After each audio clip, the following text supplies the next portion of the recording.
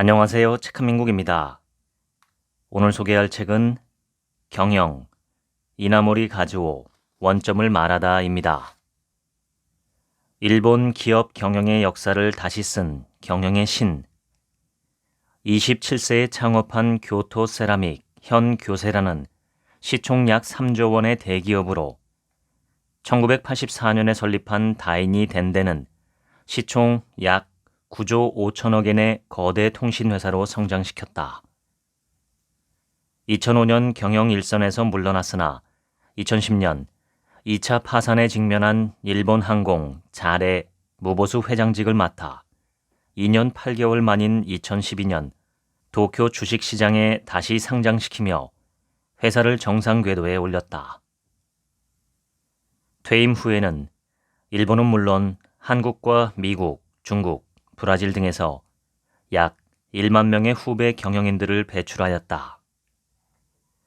사제를 출연해 이나모리 재단을 세우고 문화, 기술 발전에 기여한 사람을 발굴하는 교토상을 수여해왔다.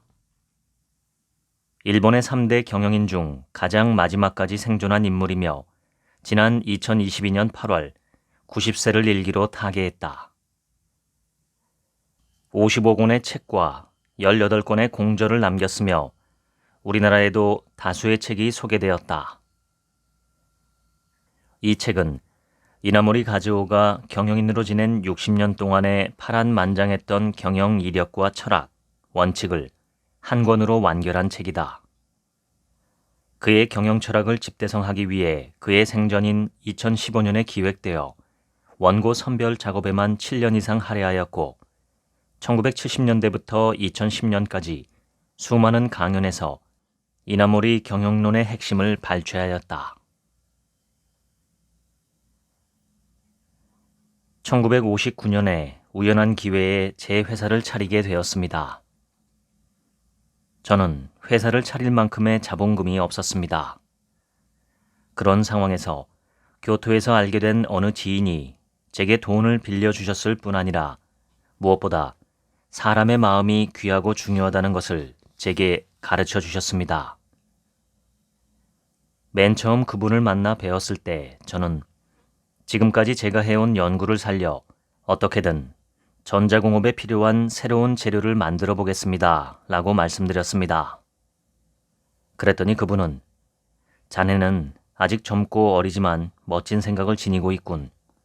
매우 성실한 사람이기도 하고 내가 도와주지. 300만 엔을 투자하겠네. 단 자네를 고용하는 것은 아닐세. 회사는 자네가 직접 경영해 나가야 하네.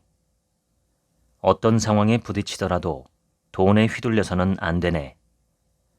자네와 함께 일하고자 하는 동료가 있다면 돈도 없고 아무런 기반도 없는 상황에서도 다들 힘을 합칠 수 있는 훌륭한 마음가짐을 가진 집단을 만들어야 한다네. 그건 무엇과도 바꿀 수 없는 것일세.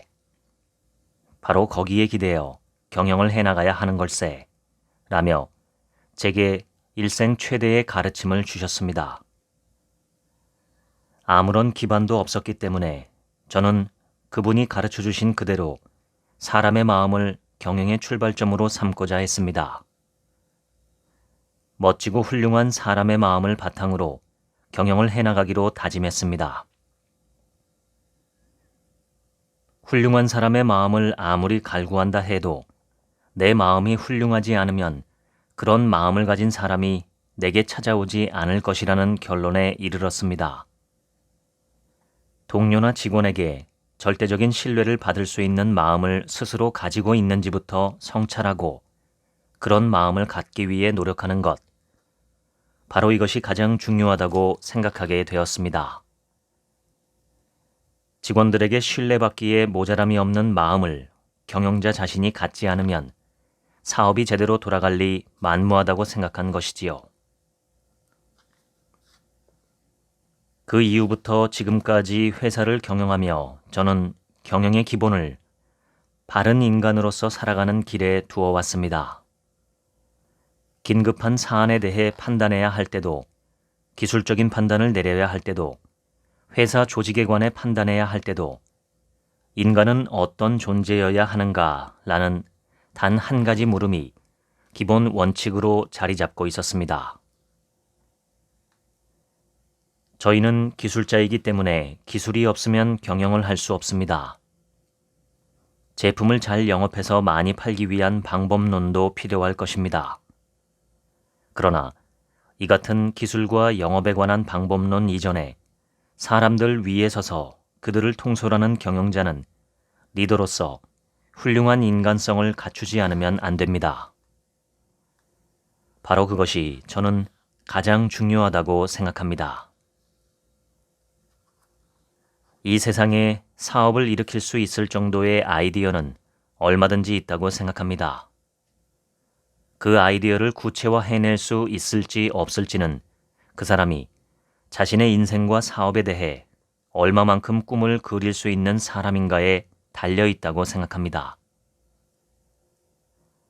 5년이 걸리건 10년이 걸리건 간에 절대로 포기하지 않습니다. 그저 우직하게 성공만을 생각하며 꿈을 향해 달려나갔습니다. 성공을 제대로 확신하면 사람은 그것을 향해 미친 듯이 달려나가게 되어 있습니다. 그렇기에 그 일은 반드시 성공을 합니다. 새로운 일을 하고 싶어서 일을 버려놓고도 잘 되지 않으면 금세 포기해버리는 사람이 꽤 많습니다. 저희는 이와 정반대였습니다. 최초의 단계에서부터 우직하게 성공을 확신하며 한결같이 돌진해 나가는 것. 저희는 오로지 이 같은 마음가짐으로 이 일을 추진해 왔습니다. 어떻게든 성공시키지 않으면 안 된다라고 생각했기 때문에 계속해서 성공을 해온 것입니다. 사람에겐 의식적으로 행동할 때와 무의식적으로 행동할 때가 있습니다. 의식적으로 행동할 때는 반드시 성공해내야 한다라고 생각하는 동안에만 사업에 대해 생각하게 됩니다. 반면 잠재의식에까지 그 열망이 스며들면 예컨대 잠을 자고 있을 때도 사업에 대해 생각하게 됩니다. 이 사업이 성공하면 좋겠다라는 수준의 기대가 아니라 내 목숨과 바꿔서라도 이 사업을 성공시키고 싶다라는 강렬한 열망이 잠재의식 속으로 파고듭니다. 그 단계에 도달하면 자나깨나 사업만 생각하기 때문에 반드시 성공하게 되는 법입니다. 자신의 일에 대해 아무런 자부심도 감격도 없이 그저 잘 되면 그때 더 발전시켜 나가면 되겠지 정도의 희망이나 기대밖에 없는 사람은 무엇을 해도 절대로 성공할 수 없습니다. 어떤 일을 하든 어려움과 고난은 따르는 법입니다. 그걸 각오하고 온몸과 마음을 다 바쳐서 일에 임하면 무엇을 하든 성공할 수 있다고 확신합니다. 연구개발을 추진할 때도 시장을 개척할 때도 이른바 광적인 자세를 갖추지 않으면, 즉 자기 일에 미친 상태에 빠져 있지 않으면 결코 성공할 수 없지 않을까 하고 생각합니다. 경험상 하나의 연구개발 주제에 뛰어들면 거의 4-5번은 더는 뛰어넘을 수 없다고 생각하는 장벽을 맞닥뜨립니다. 육체적으로도 정신적으로도 에너지가 크게 소모되는 일이지요. 그렇기에 연구개발에 대한 열정이 다른 사람의 배 이상인 사람을 책임자로 임명하지 않으면 안 됩니다. 되도록 자신을 배고픈 상태, 즉 궁지에 몰린 듯한 상태에 둘 수 있는 사람, 그럴 수 없다면 스스로를 광기 어린 상태로까지 몰고 갈 수 있는 사람만이 그때 솟아나는 에너지와 열정으로 연구개발을 성공적으로 수행해낼 수 있다고 생각합니다. 자신을 몰아붙이는 것이기도 합니다. 즉, 매우 힘든 상황을 스스로 만들어 자신을 벼랑 끝으로 내몬다는 뜻입니다. 인간은 어떻게든 안락함과 편안함을 추구하는 존재이기 때문에 자신을 벼랑 끝으로 내모는 외부 환경과 상황을 스스로가 인위적으로 만들 필요가 있지 않을까 하는 생각이 늘 듭니다. 장벽을 맞닥뜨렸을 때에는 광기의 세계로 자신을 밀어넣을 수 있는 사람이어야 합니다. 무엇이든 큰일을 해낸 사람을 보면 얼핏 일반인과 별 다르지 않고 매우 상식적이고 평범하게 보이지만 뭔가 과제를 접하면 광기에 가까운 열의와 투지를 발휘한 경우가 대부분입니다. 상식으로는 도저히 이해할 수 없는 정말 일에 미친 사람 같은 어마어마한 말을 하곤 합니다. 그것을 쉽게 말하자면 이른바 헝그리 상태입니다. 즉, 헝그리 정신을 발휘할 수 있는 외부 환경을 맞닥뜨리게 하는 것입니다. 아무리 전문가라고 해도 항상 풋내기 초짜처럼 매우 신선한 시각으로 대상을 바라보는 것이 중요합니다. 항상 호기심을 갖고 동그랗게 뜬 눈으로 대상을 바라보는, 늘 궁금증에 사로잡혀 풋풋하게 질문을 하는 초짜 같은 순수한 관점이 없으면 혁신은 이루어낼 수 없습니다. 달고 다른 프로보다 풋풋하고 순수한 초짜를 기용할 때 오히려 성공 확률이 더 높습니다. 이는 저의 경험에서 체득한 일종의 법칙입니다. 이야기를 정리하자면 순수하고 겸허한 마음으로 다른 사람보다 배 이상으로 연구개발에 열정을 쏟아부으며 때론 광기마저 내뿜을 수 있는 사람이 아니라면 연구개발을 성공적으로 해낼 수 없지 않나 생각합니다. 교토에 MK택시라는 유명한 택시 회사가 있습니다. 보통 택시를 타면 손님이 목적지를 말해도 택시기사는 무뚝뚝한 얼굴로 대답도 하지 않습니다. 이미 일본에서는 이것이 당연한 일이 되어버렸지요. 그러나 MK택시는 손님이 차에 타면 어서 오십시오. 어디까지 모실까요? 라며 매우 공손하게 묻고 손님이 목적지를 말하면 감사합니다 라고 대답합니다. 이는 상거래에 있어서 기본 중의 기본, 지극히 당연한 일입니다. 이 택시 회사는 그저 기본에 충실한 일을 하고 있을 뿐입니다. 다만 다른 택시 회사 어느 것도 이렇게 하지 않기 때문에 MK택시는 기본에 충실한 것만으로 매출이 점차 늘어나 어느 택시 회사보다 높은 실적을 올리고 있습니다. MK택시의 이 같은 대응은 철저한 봉사의 발끝에도 미치지 못하는 지극히 간단하고 기본적인 대응입니다. 그런데 그것만으로도 회사 간의 성과 차이가 크게 납니다. 여기에 철저한 봉사까지 하면 큰 경쟁력을 발휘하여 여러분의 물건을 사고자 하는 고객이 분명히 늘어날 것입니다. 역시 중요한 것은 기본적인 자세입니다.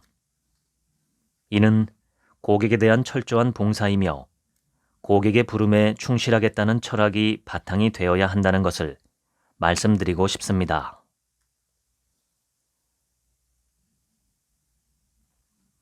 저는 판단의 기준이 리더의 가치를 결정한다고 생각하기 때문에 오늘은 그 점에 대해 이야기를 하고자 합니다.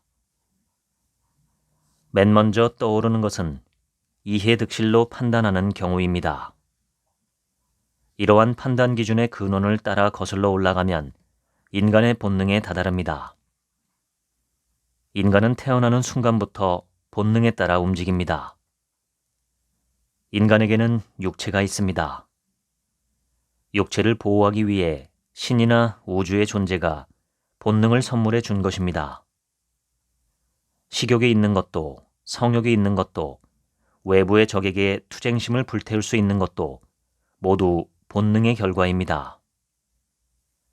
그러한 관점에서 보면 본능이란 그 기원부터 주관적이고 이기적이라는 것을 알 수 있습니다. 만약 본능이 객관적이었다면 육체는 살아남지 못했을 겁니다. 본능은 인간이 가진 기능 중 가장 원초적인 것입니다.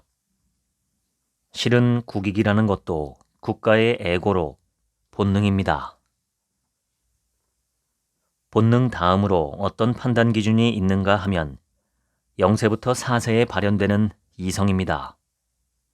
이성은 추리, 추론을 위한 것이기 때문에 주관적이고 이기적인 본능에 비해 객관적입니다.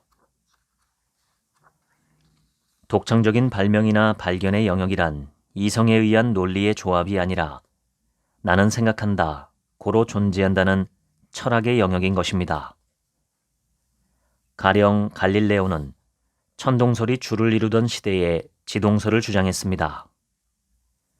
천체가 아닌 지구가 움직이고 있다는 생각을 이론적으로 증명할 수는 없어도 모든 사물을 이해하기에 적합하다고 생각해서 그렇게 주장한 것입니다. 아직 논리적으로 증명되지 않았기 때문에 엄청난 공격을 받았습니다. 그러나 훗날 그것이 올바른 생각이었다는 것이 증명되었습니다. 이처럼 모든 천재적인 발명이나 발견은 번뜩이는 발상이나 하늘의 계시나 꿈속의 점지와 같이 논리적인 조합에 의해 이루어지는 것은 아니라고 수많은 위대한 학자는 말합니다. 이성이란 논리를 끼워 맞추는 작업으로 거기에는 일정한 한계가 있다는 것입니다. 추리하고 추론하여 사고방식을 논리적으로 구성할 수는 있지만 전례도 없고 그 무엇도 없는 상황에서는 진정한 의사결정을 이끌어내지 못하는 것이 이성입니다. 이성을 뛰어넘는 영혼 차원에서의 판단이라는 것도 있습니다. 여러분도 돌이켜보면 양심의 존재를 느낀 적이 있을 것입니다. 어렸을 때 나쁜 짓을 해서 어린 마음에 잠을 설친 적이 있을 테지요. 그때 이런 나쁜 짓은 2번 다시 하지 않겠다. 아빠가 이것을 알면 슬퍼하겠지 등 이렇게 자신을 괴롭혔던 것이 바로 양심입니다. 양심은 우리의 의식이 깨어있을 때만 가끔씩 나타납니다. 어른이 되면 에고나 이성에 의해 닳고 닳아서 양심이 잘 나타나지 않게 됩니다. 어린 시절엔 순수했기 때문에 양심에 찔리기도 한 것이지요. 저는 이러한 양심이 우리의 본질, 근원, 즉 영혼이 아닐까 싶습니다. 영혼에 접근하는 방법으로 종교로 눈을 돌려보면 명상이라는 방법이 있습니다. 선종의 승려들은 좌선을 하고 명상을 합니다. 또한 인도의 철학에서도 요가를 하고 명상을 합니다. 간단히 설명하면 좌선이란 진정한 자기 자신, 즉 참된 자아, 대아에 다가서는 것을 목적으로 합니다. 요가 수행도 그것을 목적으로 하고 있지요. 이러한 행위를 계속 반복하면 참된 자아에 도달할 수 있습니다. 이러한 상태를 불교에서는 삼매의 경지 또는 깨달음의 경지라고 합니다. 이러한 경지는 그리 간단히 이룰 수는 없지만 형언할 수 없는 행복감에 휩싸이는 지복의 심리 상태라고 합니다. 참된 자아, 즉 자기 자신과 우주, 삼라만상이 하나가 되어 더할 나위 없는 행복한 황홀경의 상태가 찾아온다고 합니다. 자신이 우주 그 자체와 하나가 된 지복의 경지에 이를 수 있는 것은 참된 자아가 사랑과 정성과 조화로 충만하기 때문입니다. 우리는 본능과 때려야 뗄 수 없는 육체를 가지고 태어나지만 우리 내면에 숨겨진 본질인 참된 자아, 즉 영혼은 사랑과 정성과 조화로움으로 가득 차 있습니다. 일반적으로 우리는 육체를 보호하기 위해 본능과 이성을 사용해서 판단을 내립니다. 하지만 저는 본능으로 판단하는 것을 멈추고 이성으로 판단하는 것을 멈추고 자신의 참된 자아, 즉 아름다운 영혼의 차원으로 내려가서 판단하는 것이 가장 올바른 방법이라고 생각합니다. 이러한 종교적 주제에는 관심이 없는 분도 계시겠지만 그러한 분들도 진선미라는 단어는 잘 알고 계실 겁니다. 진선미는 영혼 그 자체를 잘 표현한 말입니다.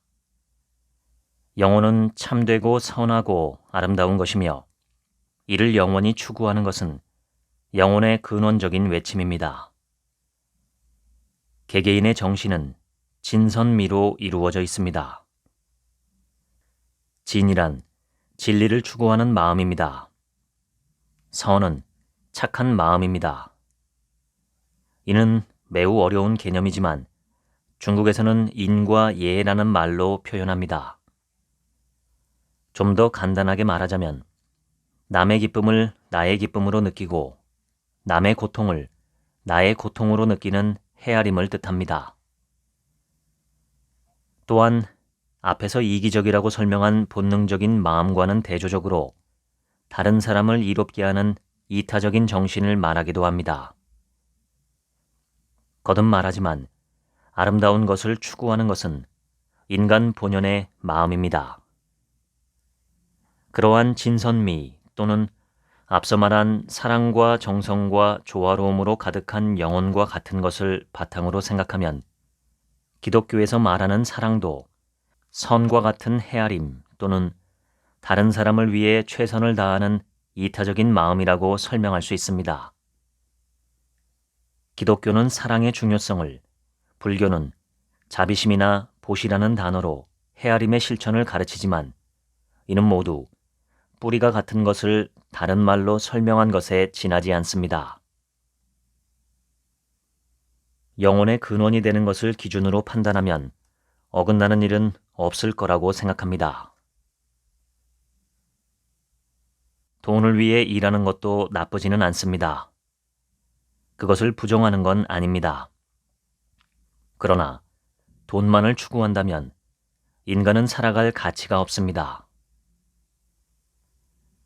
제가 하고자 하는 말은 인간의 본질인 영혼의 차원의 중심축을 두고 사물을 판단하라는 것입니다.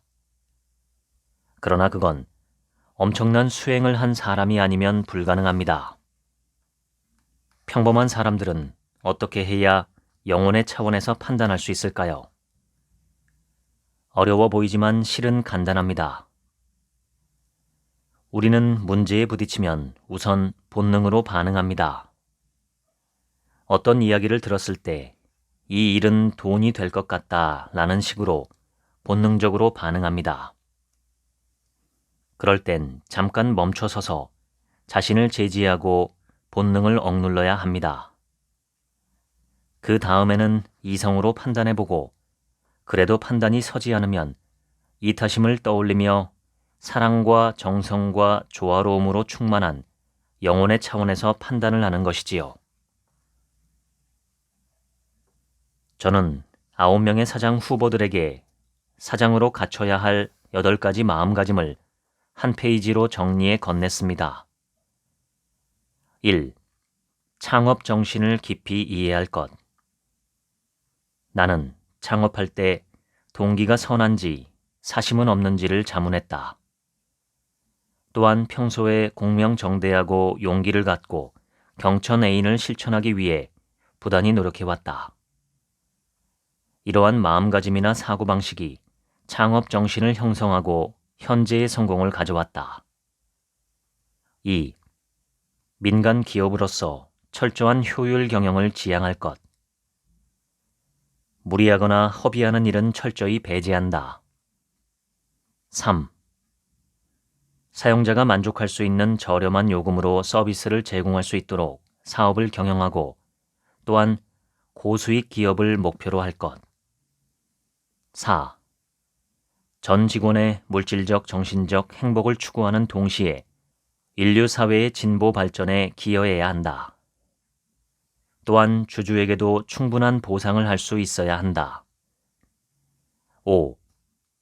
대기업이지만 경직된 관료 조직이나 권위주의를 경계하고 유연하고 활기찬 조직으로 만들 것. 6. 인사평가는 공명정대하게 하고 공평을 최우선시할 것. 절대 사심이 끼어들어서는 안 된다. 7.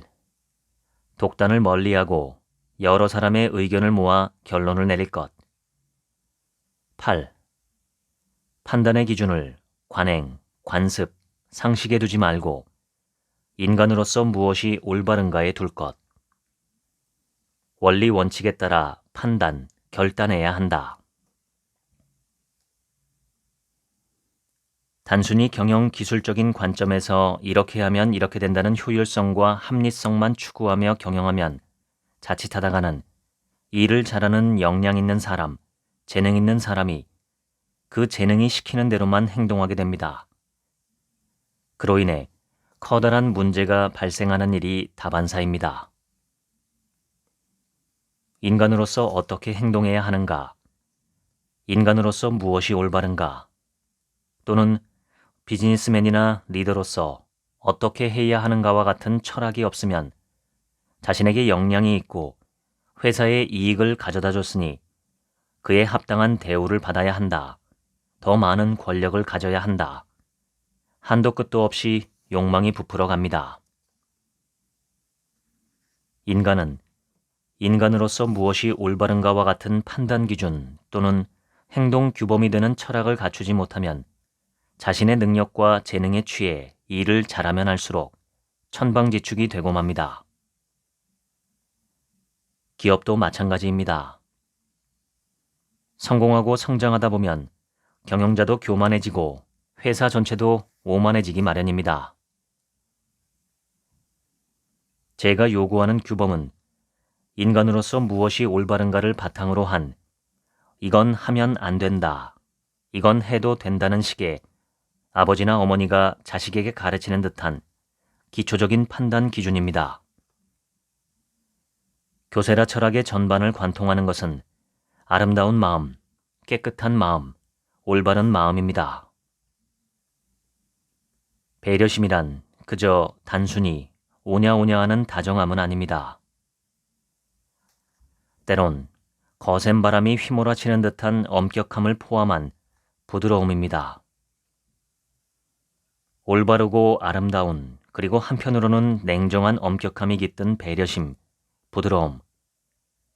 그런 것을 마음에 담고 경영을 해나가면 회사가 잘 되는 것으로 끝나지 않습니다. 그 집단에 커다란 행운까지 따릅니다. 기업이 운명의 신으로부터 버림받는다면 존재의 의미가 없습니다. 하물며 요즘처럼 사회 환경이 급변하는 상황에서는 피땀 흘리며 노력해야 하는 것은 물론이고 그 기업의 집단 전체에 운이 따라야 한다고 생각합니다. 항상 기뻐하고 감사하는 마음으로 충만한 하루하루를 보내며 청렴하고 올바르고 흔들리지 않는 목적의식을 갖는 것. 여기서 청렴하고 올바르고 흔들리지 않는 것이 무엇보다 중요합니다.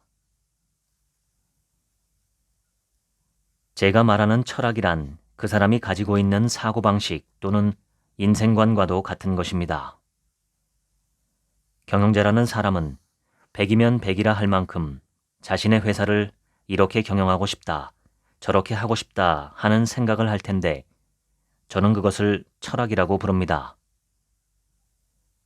왜 철학이라고 하느냐면 훌륭한 경영을 하려면 되도록 철학이라고 부를 수 있을 만큼 차원 높은 사고방식이 필요하다고 생각하기 때문입니다.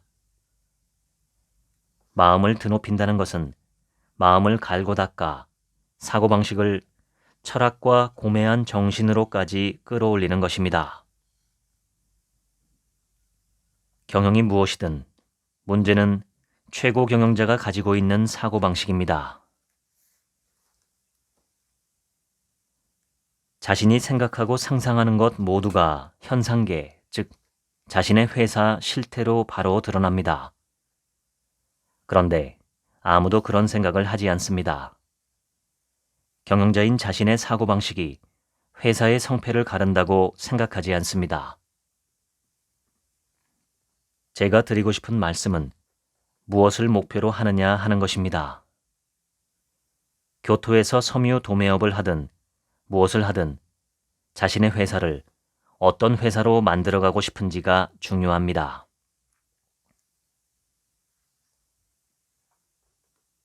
회사를 시작하고 맨 처음 맞닥뜨린 것은 최고 경영자라는 중책이었습니다. 시작한 그날부터 물건을 사든 월급을 주든 부하 직원들이 모든 일을 저에게 이건 어떻게 할까요? 라고 물으러 옵니다. 그것을 하나하나 제가 해도 된다, 하면 안 된다 라고 판단해야 합니다. 그럴 때마다 매우 곤란했습니다. 어떻게 일을 결정해 나가야 할지 고민에 고민을 거듭한 끝에 회사 경영에 대해 알지 못하니 인간으로서 무엇이 올바른 일이고 무엇이 그른 일인가를 기준으로 정하자고 생각했습니다. 사물을 판단할 기준이 필요한데 그런 기준이 없으니 그런 생각을 한 것이지요. 초등학교밖에 나오지 않은 제 부모님과 조부모님은 제가 어렸을 때부터 저에게 저건 해선 안 된다. 이건 해도 된다. 인간으로서 그러면 안 되지 라며 가르쳐준 그야말로 원초적인 인간으로서 옳고 그른 일이나 초등학교, 중학교, 고등학교 시절에 도덕 선생님께 배운 해도 되는 일과 해서는 안 되는 일 등을 판단 기준으로 삼고자 했습니다. 저에게는 그 방법밖에 없었습니다. 그걸 있는 그대로 직원들에게 말하면 바보 취급을 당할 수도 있겠다 싶어서 원리 원칙에 따라 판단하겠습니다. 라고 말하기로 했습니다. 무슨 뜻인지 알 것도 같고 모를 것도 같은 말이지만 한마디로 인간으로서 근본적으로 무엇이 옳은 일인가, 그른 일인가에 따라 판단하자라는 생각으로 경영을 시작한 것입니다. 세상을 약삭빠르게 살아가는 방법을 몰랐던 것이 다행이라고 지금도 뼈저리게 실감하고 있습니다. 시골 출신에 지나지 않았던 제가 교토로 나와 교세라라는 회사를 시작한 지 불과 36년 만에 경영의 판단 기준으로 무엇이 인간으로서 올바른 일인가, 그른 일인가 라는 단 하나에만 집중한 결과 여기까지 올 수 있었다는 것을 말씀드리고 싶었던 것뿐입니다. 최고 경영자의 사고방식이 회사의 운명, 회사의 미래를 전적으로 결정합니다. 더불어 또 하나 중요한 것은 경영자로서의 강렬한 의지입니다. 이 회사를 어떻게 해서든 성장시키겠다는 강렬한 열망, 강렬한 의지가 회사의 미래를 결정짓습니다. 신에게 멋진 인생을 선물 받으려면 현재 처한 상황에 감사하고 밝고 명랑하게 열심히 살아가려는 노력을 해야 합니다. 그런 사람에게는 신이 미소를 보내며 행운을 가져다 줍니다. 터무니없는 말이라고 생각할지도 모르지만 일단 믿어주셨으면 합니다. 정말로 그렇게 됩니다. 사고방식에는 부정적이고 마이너스적인 사고방식부터 플러스적인 사고방식까지 있는데 비뚤어진 사고방식을 가져서는 안 됩니다. 밝고 멋진 사고방식을 갖춰야 합니다. 저는 그런 멋진 사고방식을 가지려고 노력하는 것을 마음을 드높인다라고 표현합니다. 마음을 드높인다는 표현을 인간성을 높이자, 인간으로서의 품격을 높이자, 철학이라고 부를 수 있을 만한 고매한 사상이나 사고방식을 갖자는 의미로 사용하고 있습니다. 인간은 모두 마음으로 판단합니다. 마음으로 판단한다고 하면 마음이 어떤 구조로 되어 있는지가 중요해집니다. 저는 마음을 다중구조로 된 축구공 모양의 구형으로 상상합니다. 그 공의 한가운데에는 영혼이라는 것이 담겨 있지 않을까 합니다. 그 영혼을 다양한 요소가 감싸고 있다고 생각합니다. 가장 바깥쪽에는 본능이 있습니다. 본능은 모두 자신을 위한 것입니다. 자신을 위한다는 말인즉슨 이기심입니다. 영어로 말하자면 에고입니다. 육체를 지키려면 반드시 에고가 필요합니다. 회사에서 부하 직원이 무엇인가를 물으러 왔을 때 아무런 훈련도 되어 있지 않은 사람은 본능과 에고로 사물을 판단합니다. 즉, 손익만으로 판단합니다. 가장 바깥쪽에 있는 본능을 벗겨내면 이번엔 감각이라는 마음이 나옵니다. 보고 듣는 등의 오감을 말합니다. 감각에 의한 판단 기준은 결코 인간으로서 무엇이 올바른 것인가처럼 고정되지 않고 한때의 경험으로 점점 변해갑니다. 그러한 감각을 다시 벗겨내면 그 다음에는 감정이라는 마음이 나옵니다. 우리는 저도 모르게 호불호의 감정으로 일을 판단해버립니다. 감정은 그날의 기분에 따라 변하기 때문에 판단의 기준이 될 수 없습니다. 감정의 껍질을 벗겨내면 이번엔 이성이라는 마음이 모습을 드러냅니다. 이성이란 뇌의 대뇌 피질에서 사물을 분석하고 사물의 논리를 구성하는 마음입니다. 이성에 따라 사실을 사실로 분석하고 분석한 사실에서 논리를 구축해 나갈 수 있지만 판단할 수는 없습니다. 마지막에는 영혼이라는 것이 나옵니다. 영혼이란 당신 그 자체, 당신의 본질입니다. 인간의 본질을 끊임없이 파고들면 결국 불교에서는 공, 요가에서는 참된 자아 또는 존재라고밖에 할 수 없는 것이라 불리는 것에 다다릅니다. 바꿔 말하면 영혼입니다. 모두 동등하게 가지고 있는 영혼, 즉 인간의 본질이란 명확합니다. 그것은 진선미입니다. 인간은 어떻게 해도 진선미의 방향으로 이끌립니다. 진실을 사랑하는 이유는 영혼이 진실되기 때문입니다.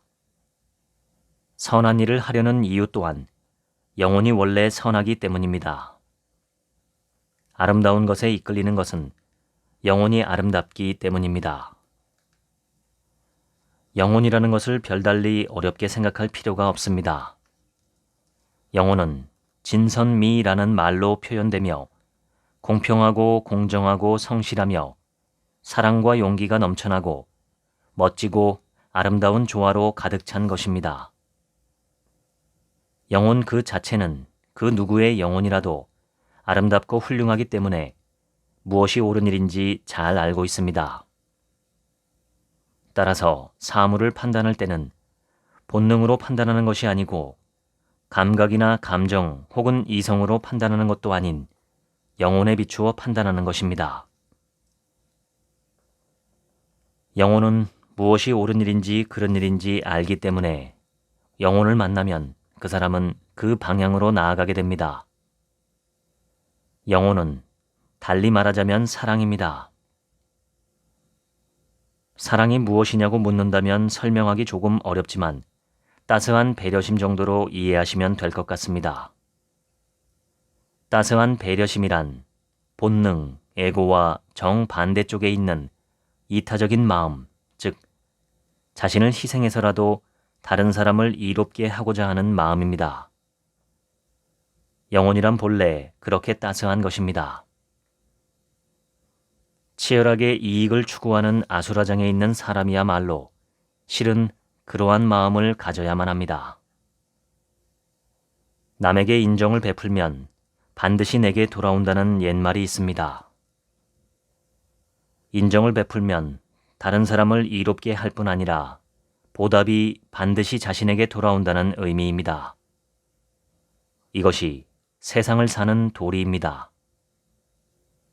극단적으로 말하자면 영혼의 차원에서 판단하면 그 어떤 일에서든 성공할 수 있습니다. 철학을 기본 방침으로 정리해 온전히 내 것으로 만들어야 합니다. 저는 그런 생각을 책자로 정리해 그것을 교세라 철학이라 부르며 전 직원에게 배포했습니다. 하지만 설명하는 것만으로는 한계가 있습니다. 그래서 제가 생각해낸 것이 술자리를 갖는 것이었습니다. 한 잔씩 마시며 기분이 느슨해지고 마음이 열릴 때 즈음 그러니까 말이야 하며 철학을 설파하는 것입니다. 교세라 철학에 동의할 수 있도록 열심히 가르쳤습니다. 제가 열심히 철학을 설파하면 반론합니다. 이 회사는 사상까지 강요하나요? 어떤 생각을 하든 그건 자기가 알아서 할 일 아닌가요? 그렇게 말하니 정말 난감했습니다. 그래도 열심히 설득을 해나갔습니다. 사고방식을 조금만 바꿔도 인생은 크게 달라집니다. 지금이라도 늦지 않았습니다. 사고방식을 바꾸면 인생은 찬란하게 탈바꿈합니다. 저는 방금 말씀드린 것과 같은 사고방식으로 회사를 경영해 왔기 때문에 해외 사업 진출이건 통신 사업 진출이건 솔직히 그 모든 것이 다 우연히 벌어진 일입니다. 인간은 살아있는 한 반드시 무엇인가와 조우하기 마련입니다. 오늘은 경영자가 회사를 이끌다가 조우하는 여러 일을 우연이라고 부르고자 합니다. 예컨대 사업을 하다 보면 이 회사를 좀 도와줄 수 없느냐 라거나 이 공장을 좀 매수해 줄 수 없겠나 하는 기회가 한 번씩 찾아옵니다. 저는 그와 같은 상황에 직면하면 이 일에 내가 손을 대는 것이 과연 선일까 하는 것과 천시, 지리, 인화에 대해 깊이 생각합니다. 즉, 뭔가를 조우해 그것을 실행하고자 할 때 자신에게 그 동기가 선한가라고 묻고 나아가 제 주변에 세 가지 요소, 즉 하늘의 때, 지리적 우세, 사람 간의 화합이 갖춰져 있는지에 대해 생각합니다. 이와 동시에 상대의 입장을 존중하고 배려하는 마음, 즉 불교에서 말하는 이타심을 늘 염두에 두고 제가 조우한 것을 판단하고 대응해 왔습니다. 인종, 언어, 문화, 역사, 나아가 종교적인 배경이 다르면 아무리 인간의 본질이 동일하다 하더라도 결국 철학이나 사상면에서 대립하거나 충돌이 생기기 마련입니다. 이 같은 다양성의 환경 속에서 사람들을 이끌려면 무엇이 필요할까요? 지성적이고 이성적인 두뇌와 재능일까요? 아니면 예로부터 동양에서 강조되어 온 인간의 덕목일까요? 저는 오래전부터 상대를 존경하고 배려하는 철학적인 사상이 중요하다고 생각했습니다.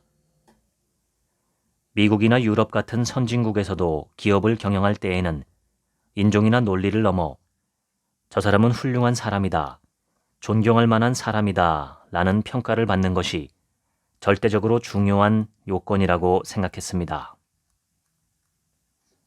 역사를 보면 알 수 있듯이 국가를 비롯해 어떤 집단이든 리더에 따라 흥망성쇠가 결정되어 왔습니다.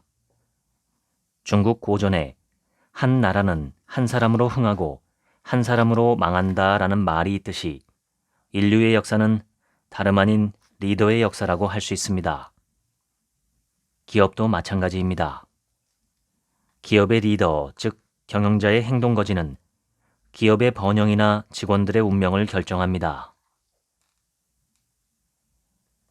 약 130년 전에 사이고 다카모리라는 걸출한 리더가 메이지 유신이라는 혁명을 이루어 일본을 근대 국가로 이끌었습니다.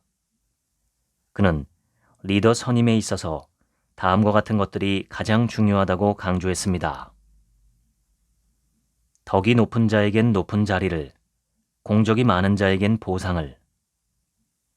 즉, 높은 자리로 승격시켜야 하는 것은 어디까지나 인격을 갖춘 사람입니다. 뛰어난 업적을 이룬 사람에게는 금전적 보상으로 노고에 보답하면 됩니다. 현재 기업에서는 덕, 즉 인격은 그다지 고려하지 않고 오직 능력이나 공적만으로 CEO 등 임원을 임명하고 있습니다. 고액의 보수가 인센티브로 주어집니다. 한마디로 비즈니스의 세계에서는 인격보다는 업적과 직결되는 기질을 갖춘 사람이 리더로 더 적합하다고 여기는 것입니다. 하지만 본래 수많은 사람을 이끄는 리더는 보상을 위해서가 아니라 집단을 위한 사명감을 갖고 자기 희생도 꺼리지 않는 고결한 인격을 갖춰야 합니다. 사업이 성공해서 지위와 명성, 재산을 얻는다 해도 그것이 집단에 있어 바람직한 일인지를 곰곰이 따져 자신의 욕망을 억누를 수 있는 강한 극기심이나 그 성과를 사회에 환원하는 것을 진심으로 기뻐하는 이타의 마음을 갖춘 훌륭한 인격자여야만 합니다. 초기 자본주의를 이끌었던 사람들은 경건한 프로테스탄트였습니다. 그들은 기독교의 가르침인 이웃사랑을 실천하기 위해 노동을 존중하고 생활은 검소하게 하며 산업활동으로 얻은 이익은 사회를 위해 베푸는 것을 신조로 삼았다고 합니다. 즉, 세상을 위해, 사람을 위해가 초기 자본주의를 이끈 프로테스탄트의 윤리 규범이었고, 그러한 윤리관이 바탕이 되어 자본주의 경제가 급속도로 발전했다고 할 수 있습니다. 이러한 초기 자본주의 발전의 원동력이었던 윤리관은 경제 발전과 더불어 희박해졌습니다. 내부자 거래를 주제로 한 영화 월스트리트에는 탐욕은 선이자 자본주의의 엔진이라고 호언장담하는 기업 매수자가 등장한다고 합니다. 현실에서도 이러한 사리사욕으로 가득 찬 경영자가 끊임없이 등장하고 있습니다. 중국 명나라 시대의 저명한 사상가인 여신호는 리더의 자질에 대해 다음과 같이 말했습니다. 깊이가 있고 무게감이 있는 것이 으뜸이 되는 자질이다. 즉, 리더로서 가장 중요한 자질은 항상 사물을 깊게 생각하는 중후한 성격을 갖추는 것이며 리더는 그러한 인격자여야만 한다는 것입니다. 여신호는 총명하고 재치가 있는 것이 세 번째 자질이라고도 했습니다. 머리가 좋고 재능 있고 유창한 말솜씨를 갖추는 것 등은 우선순위가 낮은 자질이라는 뜻입니다. 현재 자본주의 사회가 황폐화되는 원인은 동서양을 막론하고 세 번째 자질, 즉 기지만 갖춘 사람이 리더로 선출되고 있기 때문이라고 생각합니다.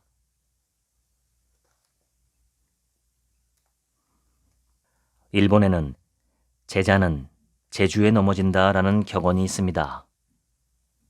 남들과 다른 재기를 가진 사람일수록 그 힘을 제어할 필요가 있습니다. 저는 그것이 바로 인격이며 그러한 인격을 높이기 위해 철학이나 종교 등을 통해 인간으로서 올바르게 살아가는 방법을 끊임없이 배워야 한다고 생각합니다. 인격이란 타고난 선천적인 성격이 인생을 살아가는 과정에서 후천적으로 다듬어지며 만들어지는 것이라고 생각합니다. 선천적인 성격은 사람마다 다릅니다.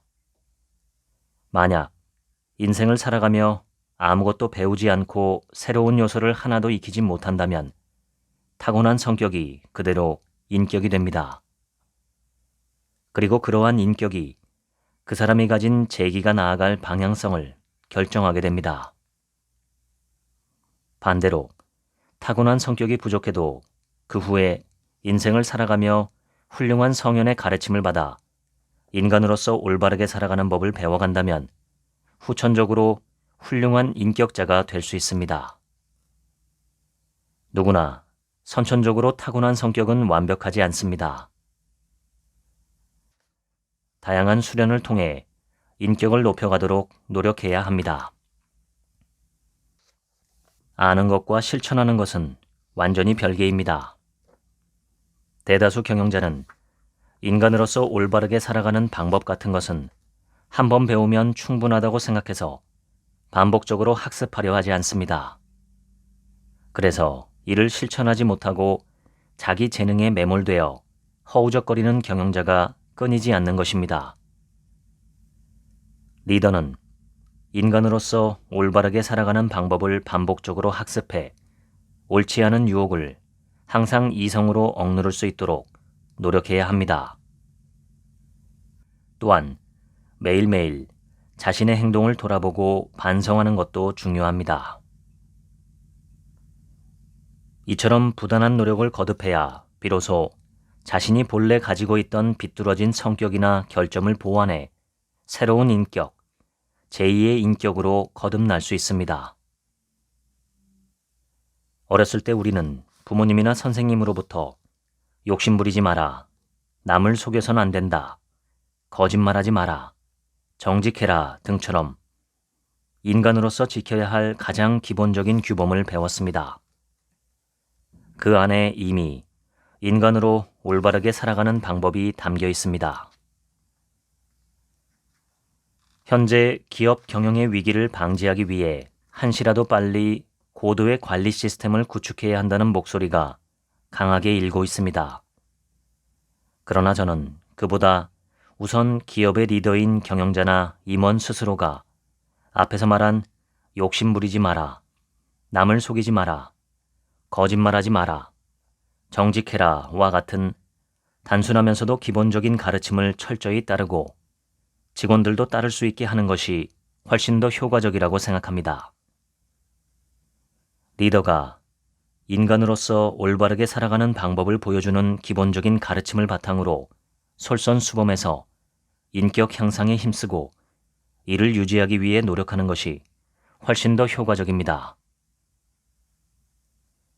재기만 갖추고 인격을 동반하지 않은 리더가 커다란 권력을 쥐고 기업을 휘젓고 다니면 아무리 고도의 경영 시스템을 갖추고 있어도 무용지물에 지나지 않습니다.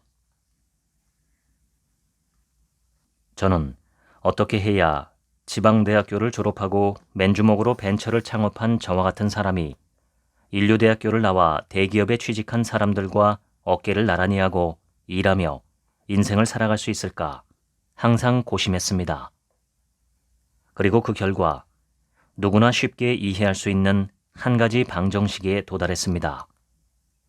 그것은 인생과 일의 결과 이퀄 사고방식 곱하기 열의 곱하기 능력이라는 것입니다.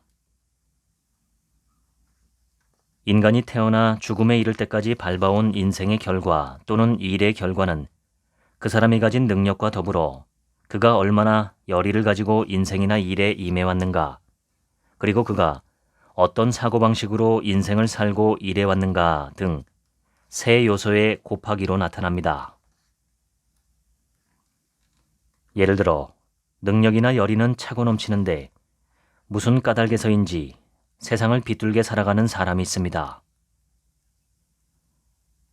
세상은 모순으로 가득하고 불공평하다고 여겨 폭력으로 맞서겠다며 테러 행위를 저지르거나 하는 사람들입니다.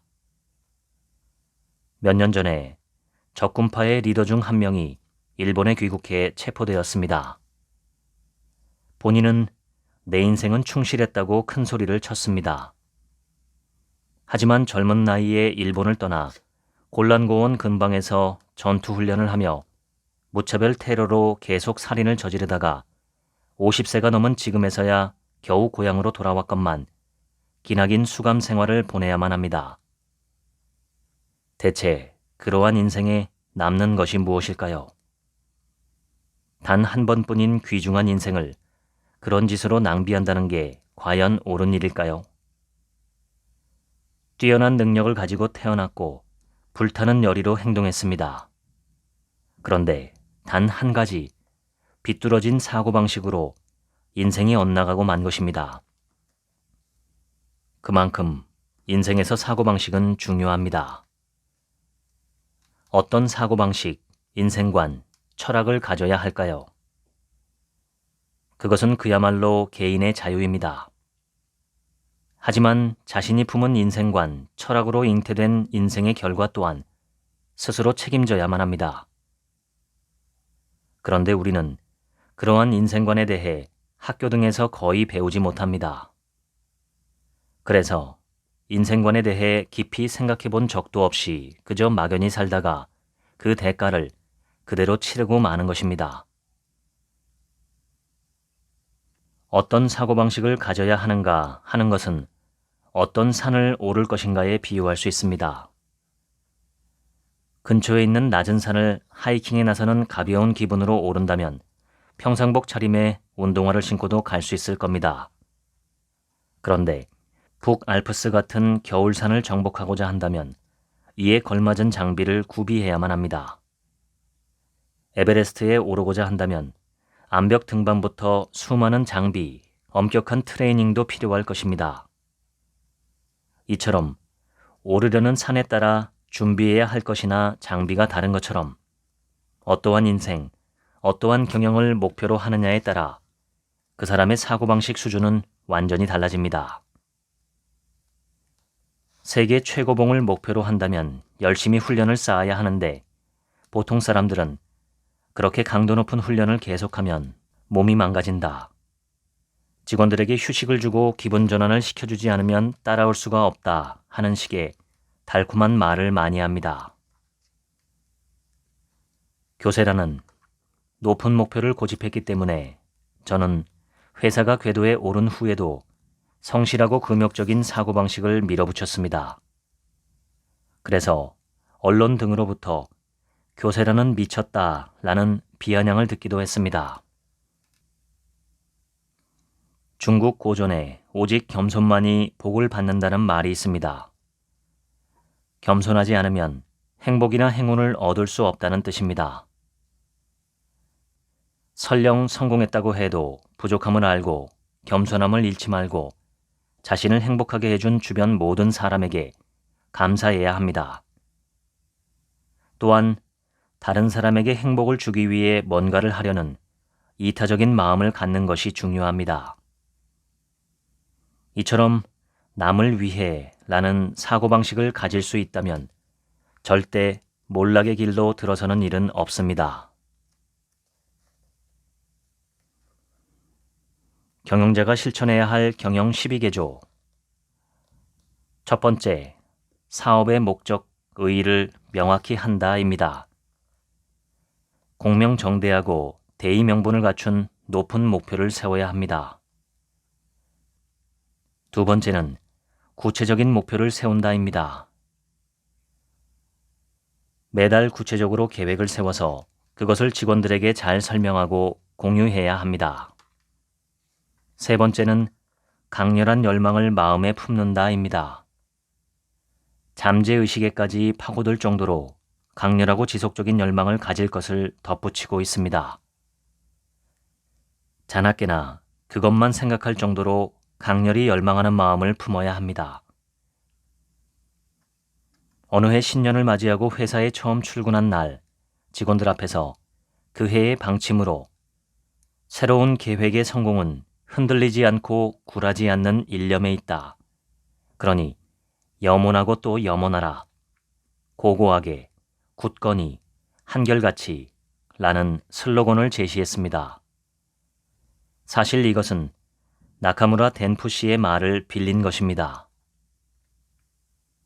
계획을 성공시키기 위해서는 고귀한 마음을 품고 끝까지 꿋꿋하게 밀고 나가야 합니다. 강렬한 열망을 마음에 품는다는 뜻입니다. 네 번째는 그 누구에게도 뒤지지 않을 만큼 노력한다입니다. 다섯 번째는 매출은 최대화하고 비용은 최소화한다입니다. 여섯 번째는 가격 결정이 곧 경영이다입니다. 일곱 번째는 경영은 강한 의지로 결정된다입니다. 경영을 하려면 그 어떤 곳에도 굴하지 않는, 바위도 뚫을 수 있는 강한 의지가 필요합니다.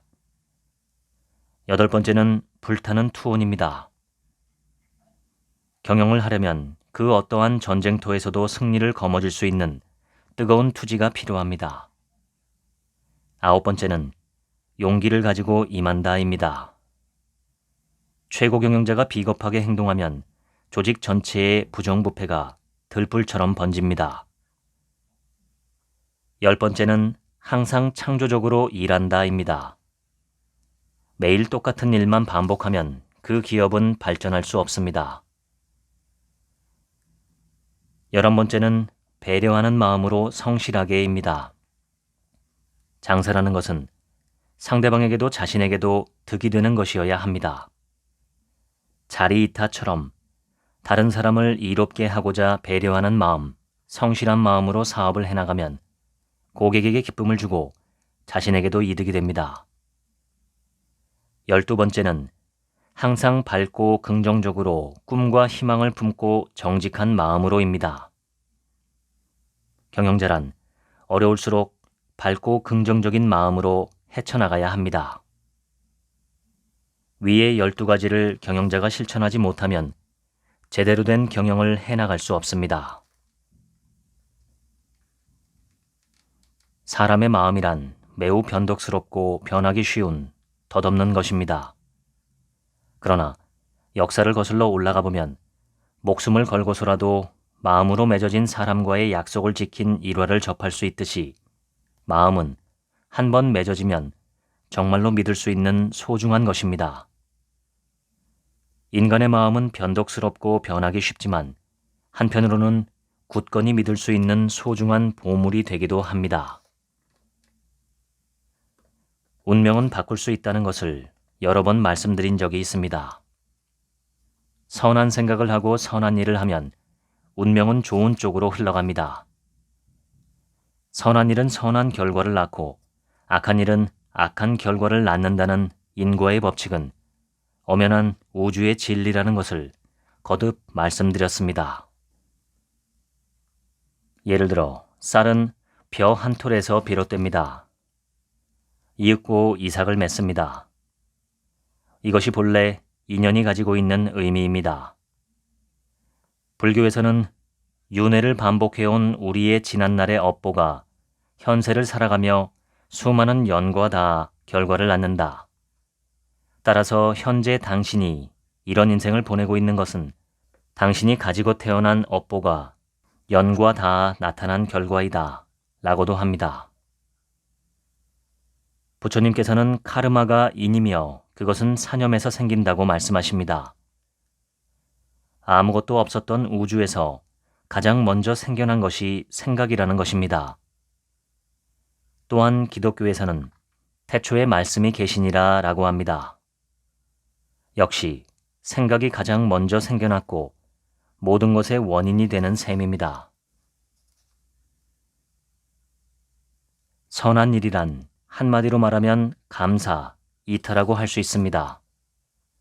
이타란 남을 배려하고 어여삐 여기는 아름다운 사랑으로 불교에서는 자비라고 합니다.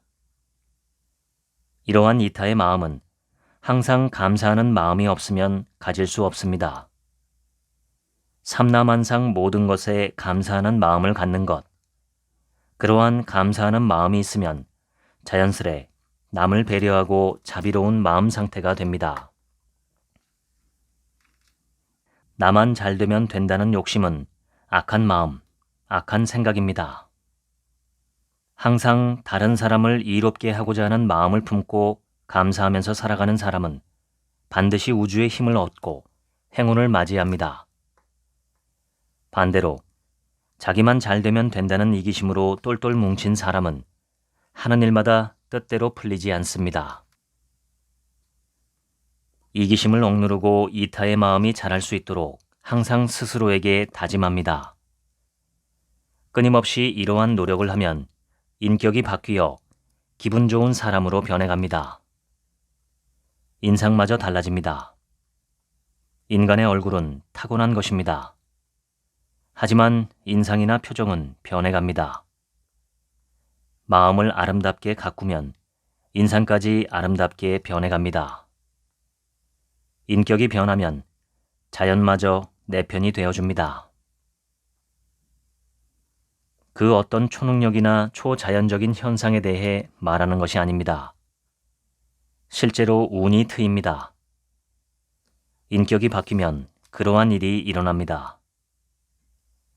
만약 언제나 행운이 넘치는 사람이 있다면 그건 그저 그 사람의 운이 좋아서가 아니라 그 사람이 아름다운 마음을 갖고 있기 때문입니다. 자신의 이익을 얻고자 한다면 우선 이타적인 마음이 필요합니다.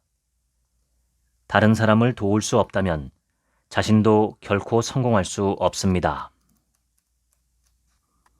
경영자가 철학을 전파하는 기업은 성장합니다. 작은 기업을 크게 만들려면 마음을 드높여야 합니다. 일상에서 반복을 거듭하며 자신의 마음을 드높이는 데 주력해 주셨으면 합니다. 경영자가 자신의 그릇을 키우면 경영도 발전하고 기업도 반드시 성장하고 발전합니다. 마음을 드높여서 경영을 발전시킨다라는 말이야말로 경영의 요체입니다. 지금까지 경영, 이나모리 가즈오, 원점을 말하다 읽어드렸습니다. 지금부턴 제 얘기입니다. 이 책은 전설적인 경영자 이나모리 가즈오의 강연집입니다. 1970년대부터 2010년대까지의 강연을 편집해서 수록했다고 합니다. 정말 놀라운 점은 40년 동안 경영 철학의 핵심이 한결같다는 것입니다. 그것은 바로 인간으로서 가장 올바른 선택은 무엇일까라는 것이지요. 너무 당연한 이야기 같지만, 그리고 너무 모호하고 구체적이지 않은 기준 같지만 저자는 그 기준을 바탕으로 거대한 성공을 일궜습니다. 왜 그러한 기준을 선택했는가에 대한 설명도 이 책에 수록되어 있는데 그동안 읽었던 이나모리 가즈오의 책에서는 못 본 내용이었습니다. 한마디로 요약하자면 무지 때문이었습니다. 저자는 좋은 학교에서 공부하지도 못했고 인생을 어떻게 살아야 하는지, 경영은 어떻게 해야 하는지 배운 적도 없고 주변에 선생님도 없었다고 합니다. 그렇게 막막한 상태에서 자신이 무언가를 판단할 때 사용할 수 있는 기준이라고는 어려서 배운 사람의 도리뿐이었다고 하는 것이지요. 이 부분을 읽을 때 저는 오래전의 베스트셀러 내가 정말 알아야 할 모든 것은 유치원에서 배웠다 라는 책이 생각났습니다. 사실 인생을 살아야 하는 방법은 우리가 어려서부터 다 배우는 것입니다. 행동하기가 쉽지 않을 뿐이지요. 대표적인 것으로 정직, 성실, 친절, 인내, 이타 등입니다. 이렇게 살아야 좋다는 것은 아마 인류의 거의 절대 다수가 동의할 것입니다. 이것들은 일종의 검증된 성공 비결이라고 할 수 있습니다. 하지만 그렇게 살기가 쉽지 않은 것은 유혹 때문입니다. 왠지 그것이 더 돌아가는 길 같고 더 쉽고 편하게 갈 수 있는 지름길이 눈에 뻔히 보이는 것 같아서입니다. 한 사람을 영원히 속이거나 많은 사람을 잠깐 속이는 것은 가능하지만 많은 사람을 영원히 속이는 것은 불가능하다는 말이 있습니다. 어떤 일을 검증할 때 많은 사람들과 오랜 시간을 통해 검증하면 가장 정확하다는 결론이 나올 수 있습니다. 정직, 성실, 친절, 인내, 이타 등은 인류 역사를 통해 검증된 가치입니다. 이러한 인간 행동의 기준을 바탕으로 경영을 한 결과 이나모리 가즈오는 대성공을 거두었습니다. 어지간한 용기와 배짱이 아니고는 쉽지 않은 일이었다고 생각합니다. 한편으로는 안심이 되기도 합니다. 거대한 회사도 그러한 단순하고 명료한 인생의 가치들을 중심으로 성공적으로 경영할 수 있는데 한 사람의 인생도 마찬가지로 인간으로서 옳은 선택이 무엇인가라는 기준을 통해 최소한 실패하지 않도록 경영할 수 있지 않을까 싶은 마음이 들었습니다. 이 책은 여러 곳에서 다양한 사람들을 대상으로 강연한 내용을 모아놓은 책이기 때문에 중복되는 내용도 있고 처음부터 끝까지 하나의 주제로 꿰뚫는 맛은 부족하지만 이나모리 가즈오의 경영 철학과 구체적인 사례에 대해서 가장 풍부한 정보를 제공하는 책이라고 생각합니다. 그동안 제가 읽은 이나모리 가즈오의 책들은 모두 상당히 얇은 책이었고 구체적인 사례가 부족하다는 점에서 아쉬웠지만 오늘 읽어드린 이 책은 그런 면에서 상당히 도움이 되는 책이었습니다. 제가 모두 낭독하지는 못했지만 영업이나 수익률 관리, 회계관리, 기술개발 등 경영자라면 도움이 될 내용이 참 많습니다. 이나물이 가져오는 결국 회사를 운영했던 철학자였습니다. 사람으로서의 마땅한 도리를 바탕으로 이 세상을 이롭게 한다는 목적을 추구한 철학자였죠. 이론과 관념뿐만 아니라 실제 현실 세계에서도 치열하게 자신의 철학을 구현했다는 점에서 존경스러운 인물입니다. 그는 90년의 생애를 살고 재작년에 별세했지만 큰 울림을 주는 삶을 살았던 프로페셔널 경영자였습니다. 인간이라면 누구나 자기 인생의 경영자입니다. 정말 프로페셔널한 인생 경영자가 되어보시면 어떨까요? 지금까지 책 한 민국의 하루치 생각이었습니다. 들어주셔서 감사합니다.